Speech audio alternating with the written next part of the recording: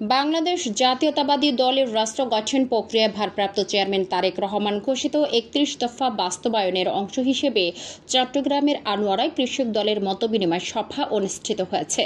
গত শুক্রবার রাতে উপজেলার একটি রেস্টুরেন্টে আয়োজিত এই মতবিনিময় সভায় সভাপতিত্ব করেন চট্টগ্রাম দক্ষিণ জেলা কৃষক দলের সিনিয়র যুগ্ম আহ্বায়ক ও আনোয়ারা উপজেলা কৃষক দলের আহ্বায়ক সালাউদ্দিন সুমন।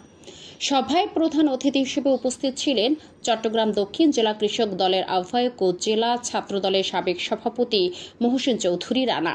প্রধান বক্তা ছিলেন চট্টগ্রাম দক্ষিণ জেলা কৃষক দলের সদস্য সচিব মীর জাকির আহমেদ। অনুষ্ঠানটি পরিচালনা করেন আনোয়ারা উপজেলা কৃষক দলের সদস্য সচিব নাজিম উদ্দিন খান।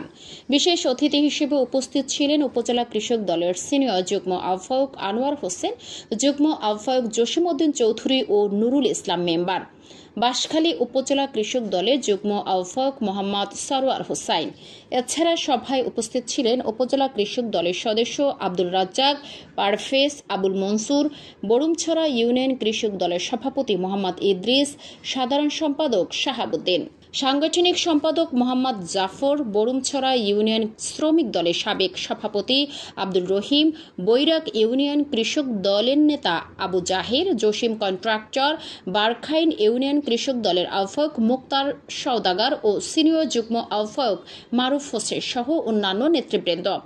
সভায় বক্তারা বলেন, তারেক রহমানের ঘোষিত ৩১ দফা কর্মসূচি বাস্তবায়নের মাধ্যমে দেশের কৃষক সমাজকে পুনরুজ্জীবিত করতে হবে।